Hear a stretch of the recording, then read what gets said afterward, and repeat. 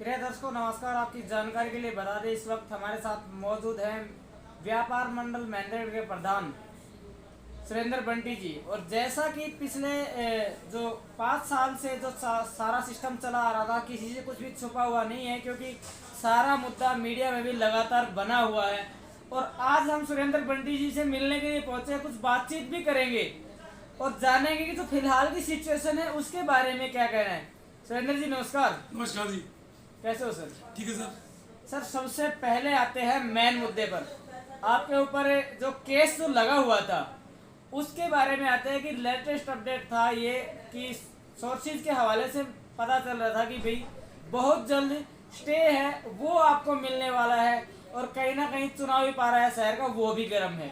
तो क्या कहेंगे इसके बाद? ऐसा सर जी, हम पिछली बार जनता के अथाह प्रेम से, अथाह प्रयास से पिछले 20 साल की लगातार जोड़ी हम दोबारा मेहनत करने के उपरांत जनता ने हमें 2 वर्ष जिताया। एक नेता की इच्छा के विरुद्ध हम दोनों वर्ष जीते और प्रधान बन गए।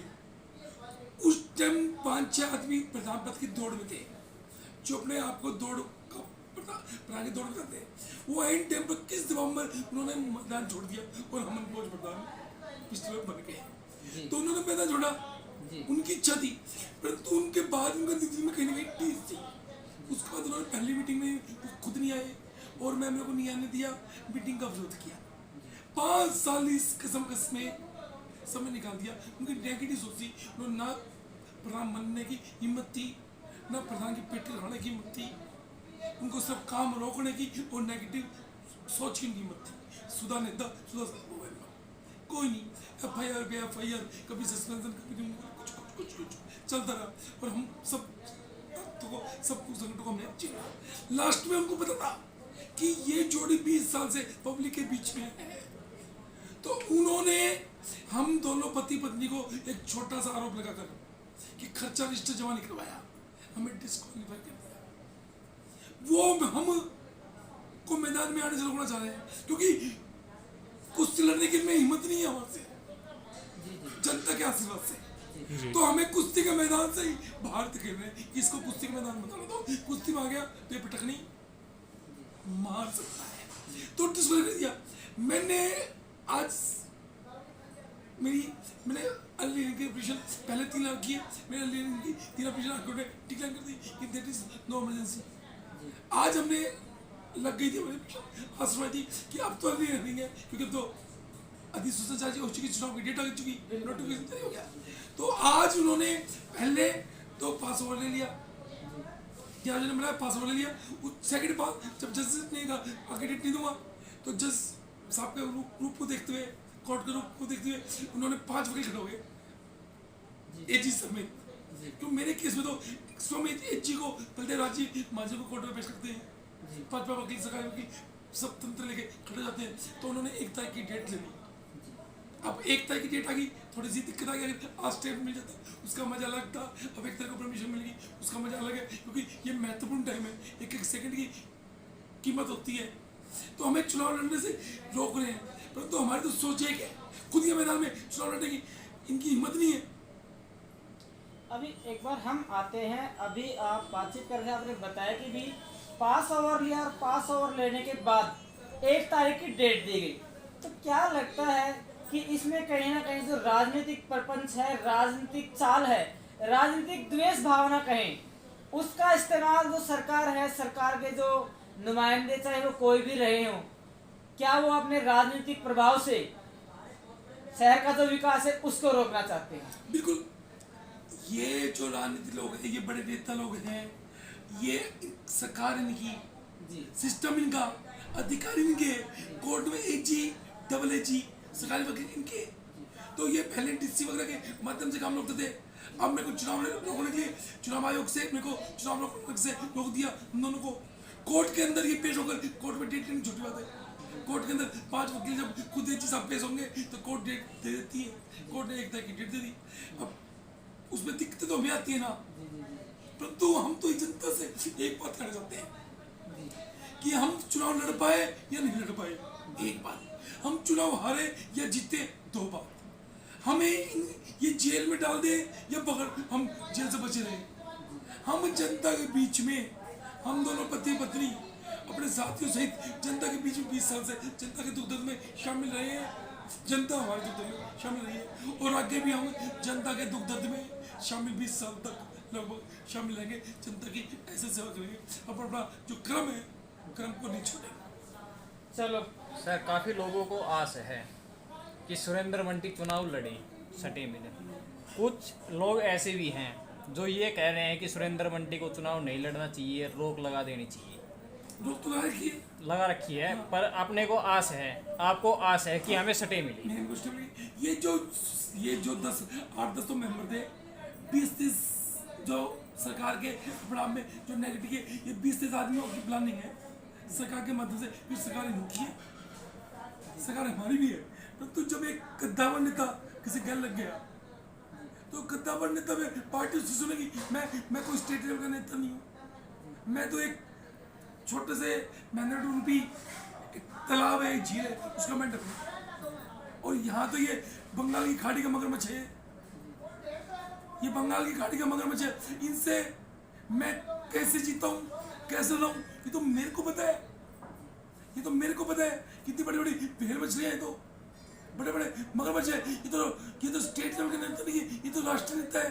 अब मेरी छोटे से तालाब के मेंढक की एक राष्ट्रीय रूपी मगरमच्छ क्या कहानी है, तो मेरी सरकार में कोई सुनने वाला नहीं है। सरकार ने मेरे को डिस्क्वालीफाई करके चुनाव आयोग के माध्यम से कोर्टों में AG, DG इनके है, वो होती बात कुछ है, पेश किस तरीके से करते हैं,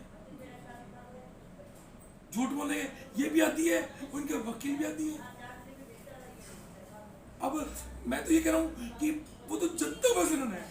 मैं ये कह रहा हूँ लोगों से कि मैं अच्छा हूँ बुरा हूँ, मैं जनप्रिय हूँ या जनप्रिय नहीं हूँ। अरे मेरे को मेरी औकात तो सामने आने दो,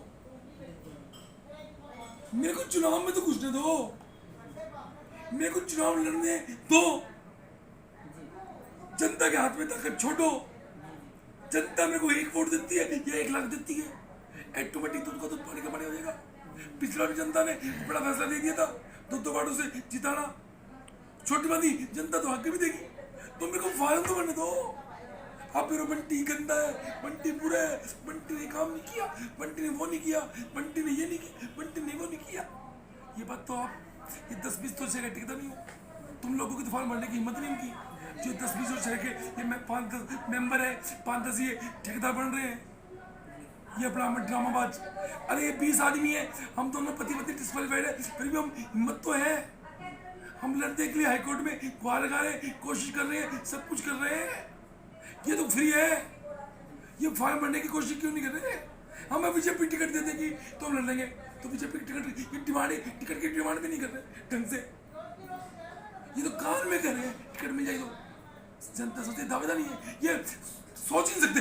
हाँ ये तो एक है कि अगर इनको रास्ते में कोई मरा पक्षी मिल गया तो उसके खा सकते, ये खुद शिकार नहीं कर सकते। ये तो प्रधान को हटाकर उसका दूसरे का रक्षण कर उसके कर सकते हैं। ये खुद की झोपड़ी बनाने की इनकी मर्जी है, ये तो दूसरे की झोपड़ी को तोड़ सकते हैं।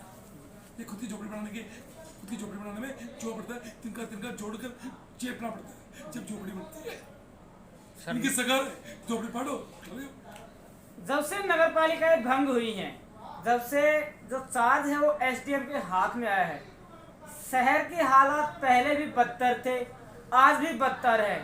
उसके ताज़ा उदाहरण जो जनता को और आपको भी देखने को मिला, जिस तरह से सिनेमा रोड पर कार्य किया गया है, प्लास्टिक पाइपलाइन डाली गई, काफ़ी समय तक जनता को परेशान होना पड़ा। उसके बाद जो लीकेज होते हैं, जो पानी है उसी के ऊपर से ही रोड बिछा दी गई। क्या भाई साहब क्या है, हम सब दिखता में जी, हमें सब कुछ देख रहे हैं जी, यहाँ। जिसको भी पावर दी जाती है, किसी आदमी को या तो पावर दो मत, पावर दो तो उसको काम करने दो। यहाँ पहले पावर मेरे को दी जनता ने, मेरे को काम नहीं करने दिया, काम को बिगाड़ रखा। अब उसके बाद SDM साहब के पास चार्ज आ गया, उस SDM के खिलाफ 2-3 व्यक्तियों ने कोर्ट में केस कर दिया, इसके बाद चार्ज नहीं लगना चाहिए, ठीक है। उसके बाद उस SDM की बदली कर दी, वो SDM दोबारा आ गया, फिर उस SDM की बदली कर दी, तो ये जो खेल चल रहा है इसके पीछे बहुत भारी, ये कोई पंजाब गवर्नमेंट नहीं है, ये कोई आपकी सरकार नहीं है, क्या मोटा कमीशन, मोटा सिस्टम कि तू कोई भी अधिकारी यहाँ बैठेगा तो पैसा देगा, तू रोड बनाएगा तो कमीशन देगा, वो अधिकारी अपने खाल में से कमीशन देगा के, वो कमीशन किससे लेगा? ठेकेदार से। ठेकेदार कमीशन कहाँ से लेगा? नीचे मटेरियल से। इतना भारी करप्शन है, इतना भारी करप्शन है, इतना भारी, क्योंकि कोई भी अधिकारी को फ्री नहीं छोड़ रखा, बांध रखा है, उसको अपने हिसाब से काम करने नहीं देते, और उसको अगर वो 10 रोड काम करेगा तो 5 रोड उसको कमीशन देना पड़ेगा, वरना उसका दबा दबा सब सौदा इस चक्कर में सारा सिस्टम में जो है, इस मेहनत का कोई पक्ष नहीं है, कोई विपक्ष नहीं है, कोई बोलने वाला कोई सुनने वाला नहीं है। जनता यहाँ की हमारी शरीफ है, जनता देखती है, जनता को पता है अच्छा चल रहा है, परंतु जनता हमारी इतनी भोली, शरीफ और कम पीने वाली है कि वो बोल नहीं सकती है। हाँ, वो वोट की चोट मार सकती है, उसमें इसने हमें रोक दिया। शहर के सौंदर्यीकरण का हवाला दिया गया, आपने भी देखा बस स्टैंड से लेकर जो रातुलाराम चौक है वहां से लेकर ब्रह्मदेव चौक तक शहर के सौंदर्यीकरण का लक्ष्य प्रशासन के द्वारा रखा गया था। उसमें भी लोगों के द्वारा भारी अनियमितताएं बरते जाने के आरोप लग रहे हैं। शायद आपको पता भी हो, क्योंकि आप शहर में रहते हैं, जो टाइलें पहले से लगी हुई थी, अगर सौंदर्यीकरण करना था तो ये पहले भी हो सकता था। दूसरी बात, सौंदर्यीकरण के नाम पर कहीं ना कहीं जनता का ये कहना है कि नगर पालिका का जो बजट था, आम आदमी की मेहनत का जो पैसा था, उसको लूटा गया। जो टाइलें लगी हुई थी राव तुलाराम चौक से लेकर ब्रह्मदेव चौक तक, उनको कचरे का ढेर साबित करके एक तरफ डाल दिया। मैं आपको बताते हैं, कोई भी काम सिस्टमेटिकल टेक्निकल कोई काम सिस्टमेटिकल टेक्निकल तरीके से काम नहीं हो पाएगा। कोई भी काम के अंदर जैसे रोड बन रहे हैं तो वो सिस्टम क्या है कि अधिकारी को परमानेंट नहीं है। अरे तुम अपना पे कद्दा बन रहे हो, खुदा के हमारे कर्मचारी है, हमारा जेई, हमारा एमई, हमारा बीआई, हमारा सेक्रेटरी, हमारा अकाउंटेंट कमेटी है, 5 व्यक्ति का आगे खरखुदा है। मैं कह रहा हूँ वो बेचारों की एक पैर तो खरखुदा रखा है, एक पैर मेहंदड़ रखा है। खरखुदा यहाँ से कितने किलोमीटर पड़ता है? कम से कम 150 किलोमीटर। ठीक है जी। अब वो खरखुदा के कर्मचारी को यहाँ का चार्ज दे दिया। मैं कहता हूँ खरखुदा से पूरी बदली करा के यहाँ रखवाओ। ये महेंद्रगढ़ शहर पिछड़ा हुआ है, या काम पिछले कितने समय से रखा हुआ है, तुम्हारी सरकार है, तो ये 4-5 जो कर्मचारी काम करने वाले हैं, हमारे बीआई जेई एमई सेक्रेटरी जो वर्तमान आईटी में काम करने वाली है, पर तो काम करे कैसे? जब कोई समय मिलेगा तो ही तो काम करके। और वो आधे टाइम खरखुदा रहते हैं, आधे टाइम मेहनत रहते हैं, आधे टाइम इनकी मीटिंगें चलती है सरकार की, मौके पर काम तो चेक कर नहीं सकते वो बेचारे। मैं कह रहा हूँ सरकार से, आपके चैनल के माध्यम से, कि मैं पॉजिटिव एनर्जी का आदमी हूँ। हमारे बीआई जेई एमई सेक्रेटरी इनको अपना पसंद है, कोई लगा लो, फिलहाल टीम बड़ी है, कोई भी लगा, उसको फुल चार्ज यहाँ पे लगाओ, फुल चार्ज दो, क्योंकि काम रुका हुआ है, ताकि वो मौके पे उस काम को चेक कर सकते हैं, उसकी क्वालिटी का, उसका लेवल का, उसका टेक्निकल रूप चेक करेंगे तब तो बढ़ेगा। वरना आप देख लेना, ये जो रोड बने 10-5, ये कोई भी रोड टेक्निकल रूप से सही नहीं है। इनका पानी पानी में निकासी नहीं हो पाएगी, बरसात के पानी में कोई भी पानी की निकासी नहीं हो पाएगी। बिल्कुल बिल्कुल। लोगों में एक चर्चा का विषय अभी नहीं, पिछले 5 साल से ही बना हुआ है कि कहीं ना कहीं पूर्व में एक अपने आप को हरियाणा की राजनीति का बब्बर शेर कहने वाले, मान लो कुछ भी लगा लो आप, उन्होंने अपने आप का बचाव करने के लिए कहीं ना कहीं एक छोटे लेवल के नेता को आगे कर दिया और अपनी साख को, हालांकि सभी ने देखा कि उनकी कितनी चलती है सरकार में, आपसे भी छुपा हुआ नहीं है, क्योंकि खोखा उत्पीड़न का जो मामला था वो आपने भी देखा। कहीं ना कहीं अपना बचाव करने के लिए, अपनी छवि बचाने के लिए एक छोटे लेवल के नेता को खराब करने की कोशिश की गई और जनता के बीच में किया भी। क्या कहें? देखो, जनता सब समझती है, कोई क्रम होता। उस जो बब्बर शेर है, जो गद्दावर नेता है, उसने जो नाग बिचौली खेली है, जो इलाके का उत्पीड़न किया है, उसको उसका फल मिल चुका है। और आगे जो उत्पीड़न उसने छोटे लेवल पे जाकर उसने छोटी राजनीति की है, उसने छोटापन किया है, उसका जनता जवाब दे रही है। खोखा उत्पन्न वालों के साथ उन्होंने क्या किया, खोखा उजाड़ दिए। पर तुम आपको एक बात कहता हूँ, खोखा वहीं टिकेंगे, हाई कोर्ट से खोखा वहीं टिकवाएंगे हम। आज के अखबार में स्टेटमेंट है कि पूर्व शिक्षा मंत्री खोखा व्यापारियों के साथ लड़ेंगे, सरकार के खिलाफ लड़ाई। भाई साहब ये कुछ नहीं, ये ड्रामे के मामले हैं, कुछ नहीं है। अगर खोखे का पिछड़े होते थे उस टाइम, अगर ये खड़े रहते मौके पर, ये खड़े थे लेकिन इनकी चली नहीं वहां पे। अड़े नहीं ना, खड़े थे, अड़े नहीं थे। बिल्कुल। अड़ा सिर्फ एक व्यक्ति था, अड़े सिर्फ दो व्यक्ति थे, सुरेंद्र कौशिक अड़ा था, ये खड़े थे। अगर ये अड़ जाते जी तो मैं इनकी तारीफ करता हूँ कि अगर ये अड़ जाते तो पुलिस के प्रशासन की हिम्मत थी को पकड़ दे। जी सुरेंद्र कौशिक एकमात्र ऐसा बब्बर शेर था जो उनके लिए व्यापार के लिए तब बैठ था और आगे आज बैठ रहा है। दो व्यक्ति है, एक सुरेंद्र कौशिक, एक सुरेंद्र मंटी। मैं उस दिन कुदरती कोई मेरे रिश्ता का मामला था, मैं उस दिन भिवानी था, मैं यहाँ पे था नहीं। सुरेंद्र कौशिक इनके लिए अड़े थे, खड़े नहीं थे। अड़ता वाला लफड़ा, खड़ा दुनिया है, तमाशबीन तो दुनिया होती है। ये तो ड्रामा कर रहे किसी अपने, अरे तेरे को कुछ करना है तो ऐसे कुत्ती पकड़ता, अपने क्या करते कुत्ती पकड़ रहे, तू धक्का मारे, ड्रामा करे। क्यों ड्रामा कर रहा है, क्यों ड्रामा करता है? मैं जैसे बैठ जाऊंगा, बैठ जैसे बैठ जाते पता नहीं है पूर्व मंत्री के आगे जैसे चलते जी। क्यों? इनके दिल में कहने का टीस है, इनके दिल में एक्चुअल में क्या कहने का टीस है कि यहाँ ये 50 आदमी जुड़ गए, तो 50 आदमियों ने इनको तो वोट को दिए नहीं, इनका वोट तो मेरे पास बहुत थर्ड भी नहीं आए। 50 आदमी मेरे तो पता नहीं पाएंगे, 35 तो सड़े, दूसरे के बम गिर गया तो 50 मरे गए, 15 मेरे मर जाओ, मरने दो। इनके दिमाग में ये सोच आ चुकी है। हाल फिलहाल में आपके केस का जो चला हुआ है वो तो खैर कोर्ट तय करेगा कि 1 तारीख को क्या रहेगा।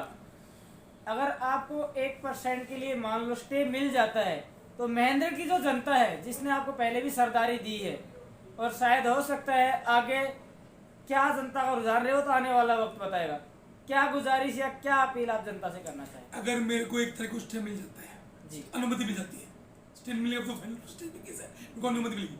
1 तारीख को मेरे को डिस्क्वालीफाई ऑर्डर वैसे हो जाता है और मेरे को अनुमति मिल जाती है तो अब मैं लड़ूंगा। मेरी जनता मेरे साथ है क्योंकि मैं उनके दुख दर्द में खड़ा हुआ हूँ, वो मेरे को वोट देगी और मेरे को जीता है।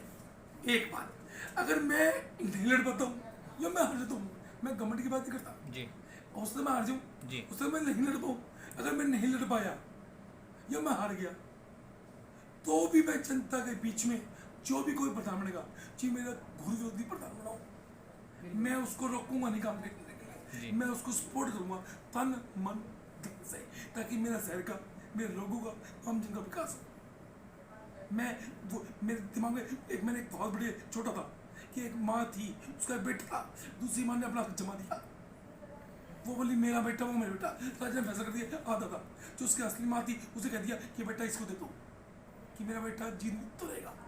तो मैं इस शहर के टुकड़े नहीं उड़ूंगा, मैं इस शहर का विनाश नहीं उड़ूंगा। मैं इस शहर का, मेरे को इस जनता ने इतना साथ दिया है, मेरे ऊपर से जनता का इतना कर्ज है, हम पति पत्नी के ऊपर, हम इस जनता को अपनी चमड़ी की जुत्ती बना देना, अपने माँ बाप को, अपने कार्यकर्ता को, इस शहर को, तो हम इस जनता के इनसे जब तक हम जिएंगे इस शहर के लिए हमारे दिल में एक रोष होता है, कभी बैठते तो एक भाव होता है कि इस जनता का हम क्या करें, परंतु हम करें क्या? हमारे जो मन रूपी अभिमन्यु है इन्होंने उसको वध किया है, मेरी आत्मा रूपी अभिमन्यु वध किया इन्होंने। मैं 5 साल में मेरा दिमाग, मैं इंजीनियर भी हूँ, मेरा बेटा इंजीनियर, कानपुर IT से मेरा बेटा इंजीनियर है, मैं इंजीनियर का बेटा हूँ, बापू, मैं इंजीनियर का बापू और MBBS डॉक्टर का बाप हूँ, और मेरा एक व्यापारी का बेटा हूँ। मेरे को हर फील्ड का ज्ञान है, मेरे को नाली साफ भी करनी आती है, मेरे को झाड़ू मारनी भी आती है, मेरे को मजदूरी करनी भी आती है, और मेरे को कलम चलानी भी आती है, और मेरे को वकालत करनी भी आती है। मेरे को मेरे माँ बाप ने उस समाज ने हर तरीके से मेरे को कुंदन बनाया है, परंतु मेरे को इन्होंने काम नहीं करने दिया। जब कई बार बैठते हैं तो दिल में एक आंसू आते एकांत में कि मेरे की आत्मा को क्या करने की इच्छा थी, इन्होंने मेरे को करने नहीं दिया। ये मेरी जनता को और मेरे कार्यकर्ता को और मेरे प्रशंसक को, मेरे सपोर्टर को पता है, और मैं जनता के बीच ऐसे रहूँगा चाहे कुछ भी रहूँ, क्योंकि सेवा करने के लिए, काम करने के लिए पद की जरूरत होती है, सब साथ ही जरूरत होती है। तो ये हमारे साथ जुड़े नगर पालिका के पूर्व प्रधान और व्यापार मंडल के प्रधान सुरेंद्र बंटी जी। आगे इनका जो भी 1 तारीख को आने वाला जो फैसला होगा, हम आप एक बार फिर से इनके साथ जुड़ेंगे। तब तक के लिए आप बने रहिए हमारे साथ। जय हिंद।